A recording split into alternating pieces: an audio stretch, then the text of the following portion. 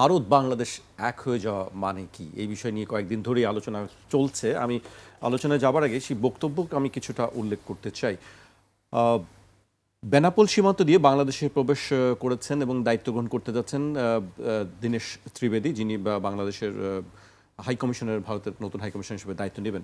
তিনি মন্তব্য করেছেন, সব সমস্যাই ভালোবাসা ও আন্তরিকতার মাধ্যমে সমাধান সম্ভব। ভারত ও বাংলাদেশ শুধু সীমান্তই শেয়ার করে না, একই আকাশ, একই বাতাস এবং অভিন্ন স্বপ্ন শেয়ার করে। এছাড়া তিনি ভারতের ১৪০ কোটি এবং বাংলাদেশের ২০ কোটি মানুষকে মিলিয়ে একটি শক্তিশালী অর্থনৈতিক ব্লক গড়ার আহ্বান জানান এবং বলেন, আমরা বিচ্ছিন্ন হয়ে শক্তিশালী হতে পারবো না। তার এই বক্তব্যর পরপরই আমরা বিভিন্ন প্রতিক্রিয়া দেখলাম, সমালোচনাও করেছেন এবং আমি জামায়াতে ইসলামীর আমির, সংসদের বিরোধী দলীয় নেতা, তার বক্তব্যটি উল্লেখ করতে চাই। তিনি বক্তব্য না, ফেসবুকে একটি স্ট্যাটাস দিয়েছেন। বাংলাদেশ ভারত এক হয়ে যাওয়া বলতে ঢাকায় নবনিযুক্ত ভারতীয় হাইকমিশনার দীনেশ ত্রিবেদী কি বুঝিয়েছেন তার ব্যাখ্যা চেয়েছেন বিরোধী দলীয় নেতা ও বাংলাদেশ জামায়াতে ইসলামের আমির শফিকুর রহমান। তিনি পোস্টে বলেছেন, শুক্রবার বাংলাদেশের নতুন ভারতীয় হাইকমিশনার জনাব দীনেশ ত্রিবেদী পৌঁছানোর পর তার একটি বক্তব্য আমাদের দৃষ্টিগোচর হয়েছে। তিনি ভারত বাংলাদেশের এক হয়ে যাওয়া বলতে কি বুঝিয়েছেন, আমাদের সরকারের উচিত হবে তার কাছ থেকে তা জেনে নেওয়া। তিনি পোস্টে আরও লেখেন, ভারত যেমন একটি স্বাধীন দেশ, বাংলাদেশও তেমনি একটি স্বাধীন দেশ। তার এই বক্তব্য স্পষ্ট না হলে জনমনে অবশ্যই বিভ্রান্তি তৈরি হবে।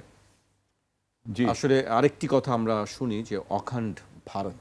জি অখণ্ড ভারত তো উনাদের আপনার পার্লামেন্ট যেটা দিল্লিতে, সেই পার্লামেন্টে এইটার অখণ্ড ভারতের একটা মানচিত্র ওখানে বোধহয় খোদাই করে রাখা আছে।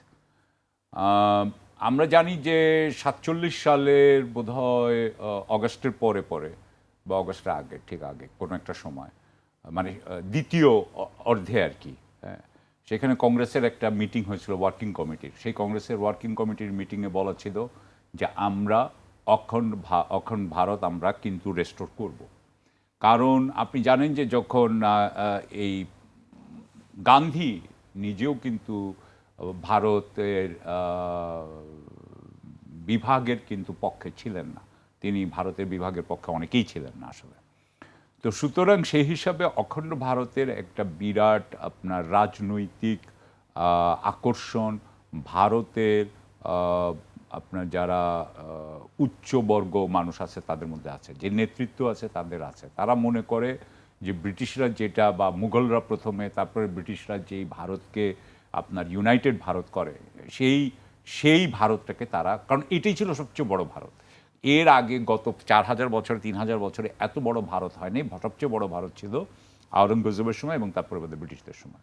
সুতরাং এই সময়টাকেই তারা মনে করতে চায় যে এটাই হচ্ছে যেহেতু গোল্ডেন পিরিয়ড, সেই হিসাবে জমির আপনার স্থলভাগের আপনি যদি দেখেন তাহলে সেটাকে তারা সেখানে যেতে চায়। আমার হচ্ছে, আমি আপনার কাছ থেকে যেটা শুনলাম সেটা হচ্ছে যে দীনেশ ত্রিবেদী তো এমনিতেও তৃণমূল কংগ্রেসের একজন রাজনীতিক ছিলেন। তিনি ২০১১ থেকে ১২ বোধহয় উনি আমরা যে একটি জিনিস দেখছি, সবাই যারা এখন বিজেপিতে আছে, খুব ভালো পজিশনে আছে, তারা দেখছি যে এক সময় তৃণমূলে ছিল এবং মমতার খুব কাছের। পশ্চিমবঙ্গে তাই হচ্ছে, তাই না? পশ্চিমবঙ্গে তাই হচ্ছে। শুভেন্দু বলেন, বলেন, এনার সব তৃণমূল থেকে এসছেন। আসামে বোধহয় হেমন্ত শর্মা এসছে কংগ্রেস থেকে। হ্যাঁ, তো এরকম তারা অন্যান্য কংগ্রেস এবং তৃণমূল কংগ্রেস এবং অন্যান্য দল থেকেই তারা নিয়ে এসছে। তা আমি যে কথাটা বলতে চাই সেটা হচ্ছে যে উনার কথা কিন্তু আমার কাছে খুব একটা খারাপ মনে হয়নি। অবশ্যই আমরা অখণ্ড ভারতে আমরা আমাদের সার্বভৌমত্ব ধরে রাখতে চাই, এই ব্যাপারে আমাদের এই ব্যাপারে আপোষ করার কোনো জায়গা নাই এবং আমরা করবও না। কিন্তু উনি যদি বলেন যে হ্যাঁ আমাদের মধ্যে অনেক কিছু কমন আছে, আমাদের ভাষা এক, আমাদের আকাশ এক, পৃথিবী সবারই আকাশ এক, হ্যাঁ, তো সেই হিসাবে কিন্তু তারপরেও তো যুদ্ধ হয়। তিনি বলছেন আমাদের স্বপ্নও এক, আমি অভিন্ন স্বপ্নটাকে আমি বুঝতে চাই। উনার স্বপ্ন কি আর আমার স্বপ্ন কি? আসলে আমরা কিন্তু এগুলো ঠিক করি নাই। আমার স্বপ্ন হচ্ছে আমার সার্বভৌমত্ব রাখা, এটা আমার একটা সবচেয়ে বড় স্বপ্ন, ধরেন যদি সার্বভৌমত্ব রাখা হয়। আর ভারতের স্বপ্নের সাথে বাংলাদেশের স্বপ্ন কীভাবে এক হবে এটা আমি জানি না। আমার বিষয়টা হচ্ছে যে আমি যেটা বলতে চাই যে আপনার সাথে আমি সবচেয়ে ভালো সম্পর্ক করতে চাই, আমি ভারতের সাথে সবচেয়ে ভালো সম্পর্ক করতে চাই। কিন্তু এবং আমি এটাও মনে করি যে আমাদের উপরের যে মানে ডেকোরাম যেটা আমাদের, কিন্তু আচার ব্যবহারে আমাদের পূর্ণ আপনার ভদ্রতা বজায় রাখা উচিত, সভ্যতা বজায় রাখা উচিত।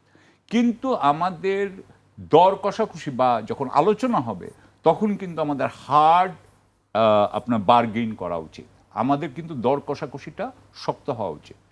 আমার কথা হচ্ছে যে আমরা আসলে ভালো সম্পর্ক চাই, আমরা আন্তরিক সম্পর্ক চাই, কিন্তু আমি আমার মতে বলতে পারি, আমি আপনার কথা কিন্তু আমি আমার মতে বলতে পারি যে আপনি পানির ব্যাপার বলেন, সীমান্তের ব্যাপার বলেন, বাণিজ্যর ব্যাপার বলেন এবং প্রতিরক্ষা বা আপনি নিরাপত্তার কথা বলেন, আমি কোনো জায়গাতেই ভারতের আন্তরিকতার ব্যাপারে আমার কিছু প্রশ্ন আছে এবং সেই প্রশ্নগুলো আমি আশা করি দীনেশ ত্রিবেদী সাহেব আমাদের এগুলো সেটেল করবেন। সুতরাং আমি উনার এই কথাকে খুব একটা ইয়ে করছি না, আমি খালি বলছি যে উনি যাতে আমাদের বাংলাদেশের উপরে যাতে এই কথার মাধ্যমে বাংলাদেশের উপরে ভারতের কোনো আধিপত্য বিস্তারের চেষ্টা যাতে না হয়, আমি সেটা আশা করব।